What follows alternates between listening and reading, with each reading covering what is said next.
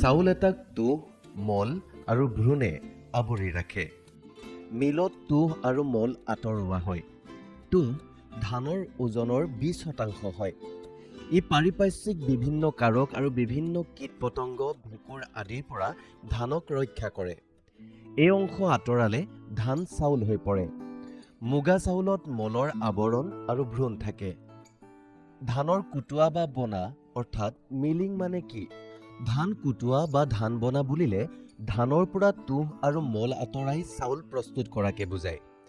ইয়াৰ বাবে ধানৰ ওপৰত চিয়াৰিং বা ঘৰ্ষণ প্ৰয়োগ কৰা হয়। ঘৰ্ষণৰ ফলত কিছু পৰিমাণে চাউল ভাঙেও। হালিং মেচিনবোৰক বিভিন্ন নামেৰে জনা যায়।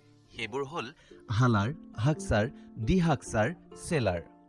ধানৰ বাবে ব্যৱহৃত হালিং, আণ্ডাৰ, ৰানাৰ ডিস্ক হালাৰ, এলেংবাৰ্গ হালাৰ, চেণ্ট্ৰিজুগেল চেলাৰ আৰু ৰবৰ ৰোল চেলাৰ হয়। হালাৰৰ কাৰ্যক্ষমতা ভঙাৰ পৰিমাণৰ ওপৰত নিৰ্ভৰ কৰে। হালাৰৰ কাৰ্যদক্ষতা, মেচিনৰ গঠন, ইয়াৰ পৰিচালনা আদি দিশৰ ওপৰত নিৰ্ভৰ কৰে। তলত দিয়া পদ্ধতিৰে ধান মিলিং বা ধান বানিব পাৰি। এটা খেপৰ মিলিং। ইয়াত এবাৰত পোনপটীয়াকৈ ধানৰ পৰা চাউল কৰা হয়। দুটা খেপৰ মিলিং। ইয়াত তুঁহ আৰু মল সুকীয়াকৈ আঁতৰোৱা হয়। বহুস্তৰীয় মিলিং। এটা খেপৰ মিলিং। 1 পাছ মিলিং। মৰ্টাৰ আৰু পেষ্টেল, উৰাল বা ঢেঁকী জাতীয়। অসমৰ কিছুমান অঞ্চলত এতিয়াও উৰাল বা ঢেঁকীত ধান বনা পদ্ধতি প্ৰচলন আছে। ধান জোৰকৈ খুন্দাৰ ফলত ধানৰ বিপৰীতে ওপৰলৈ আৰু তললৈ শক্তি প্ৰেৰিত হয়, যাৰ ফলত তুঁহ আৰু মল আঁতৰ হয়। এই ব্যৱস্থাত ভঙা চাউলৰ পৰিমাণ বেছি হয়। এটা খেপৰ মিলিং, ষ্টিল ছিংগল পাছ মিল। এনগ্লেভাৰ কফি হালাৰৰ এয়া পৰিৱৰ্তিত ৰূপ। কমকৈ ধান উৎপাদন কৰা বহু দেশত এই প্ৰণালী এতিয়াও জনপ্ৰিয়। ভাৰতৰ বহু ৰাজ্যত উখোৱা চাউল তৈয়াৰ কৰিবৰ বাবে ইয়াক ব্যৱহাৰ কৰা হয়। ই এটা ঘৰ্ষণকেন্দ্ৰিক মিল আৰু তুঁহ আঁতৰাবলৈ আৰু চাউলখিনি পৰিষ্কাৰ কৰিবলৈ উচ্চ হাৰত চাপ প্ৰয়োগ কৰা হয়। ইয়াৰ ফলত বহু চাউল ভাঙি যায় আৰু 50ৰ পৰা 55%হে চাউল পোৱা যায়। চাউলবোৰো তুঁহেৰে মিহলি হৈ থাকে। দুটা খেপৰ মিল, 2 ষ্টেজ মিলিং। ইয়াক প্ৰায়েই কম্পেক্ট ৰাইচ মিল বুলি কোৱা হয়। ৰবৰৰ ৰোলাৰেৰে তুঁহ আঁতৰ কৰা হয়। এনগ্লেভাৰ ডৰেষ্টিল ফ্ৰিকশ্যন হোৱাইটেনাৰে মুগা চাউলখিনিক চাফা কৰা হয়। এই মিলৰ প্ৰতি ঘণ্টাৰ ক্ষমতা হ'ল 0.5 টন। ইয়াৰ ৰাইচ ৰিকভাৰী হাৰো 60%তকৈ ওপৰত। বহুস্তৰীয় মিলিং, মাল্টিপল পাছ মিলিং। ডাঙৰ বাণিজ্যিক মিলবোৰত ব্যৱহৃত এই মিলিং পদ্ধতিত কেইবাটাও কাৰ্য একত্ৰিত কৰা হয়। ইয়াৰ দ্বাৰা ধানৰ পৰা উচ্চমানৰ বগা চাউলৰ উৎপাদন কৰা হয়। ইয়াৰ বাবে কেইবাটাও স্তৰৰ প্ৰয়োজন হয়। আগতীয়া পৰিষ্কাৰকৰণ, প্ৰি ক্লিনিং। যেতিয়া ধানখিনি মিললৈ অনা হয় তাৰ লগতে খেৰ, মাটি আদিৰ লগত মিহলি হৈ থাকে। যদি এইবোৰ হালিঙৰ পূৰ্বে গুচোৱা নহয় তেতিয়া হালাৰ আৰু মিলিঙৰ সক্ষমতা হ্ৰাস পায়। ধানৰ প্ৰি ক্লিনাৰৰ ক্ষমতা সাধাৰণতে মিলিঙৰ 1.5 গুণ বেছি থাকে। তুঁহ আঁতৰোৱা, ডিহাস্কিং অৰ ডিহালিং। ধানৰ পৰা তুঁহ আঁতৰাই মুগা চাউল উৎপাদন কৰা হয়। ঘৰ্ষণৰ জৰিয়তে তুঁহ আঁতৰ কৰা হয়।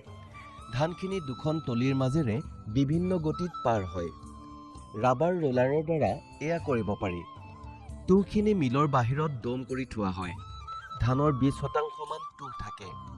এটা ভাল হাস্কাৰ অৰ্থাৎ তুঁহ আঁতৰোৱা সঁজুলিয়ে এবাৰত 90% তুঁহ গুচাব পাৰে। ধান পৃথকীকৰণ, পেডি ছেপাৰেশ্যন। ধান বিভাজকে মুগা চাউলৰ পৰা তুঁহ আঁতৰ নকৰা ধান পৃথক কৰে।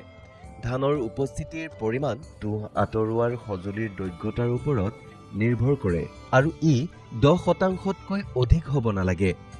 ধান বিভাজকে নিৰ্দিষ্ট মাধ্যাকৰ্ষণ, উজ্জ্বলতা, ধান আৰু মুগা চাউলৰ আকাৰৰ পাৰ্থক্য ব্যৱহাৰ কৰি কাম কৰে। বগা কৰা বা পলিচিং, হোৱাইটেনিং অৰ পলিচিং। ধানৰ পৰা পৃথক কৰি চাউল কৰা হয়। মলৰ আৱৰণ ধানৰ পৰা আঁতৰ কৰা হয়। মুঠ ধানৰ ওজনৰ 8ৰ পৰা 10% মল আঁতৰোৱা হয়। বগা কৰা প্ৰক্ৰিয়াত চাউলখিনি ভাঙি নাযায়। ধানখিনি 2টা বা 4টা পৰিষ্কাৰকৰণ মেচিনেৰে পাৰ হৈ যায়। ইয়াৰ বাবে ধানৰ তাপমাত্ৰা 43 ডিগ্ৰী চেলচিয়াছ ৰাখিব লাগে।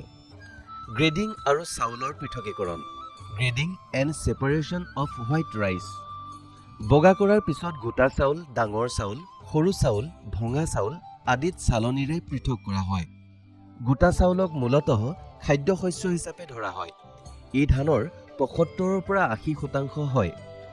চাউল পৃথকীকৰণৰ বাবে ইণ্ডেন চিলিণ্ডাৰ ছেপাৰেটৰ ব্যৱহাৰ কৰা হয়। মিক্সিং।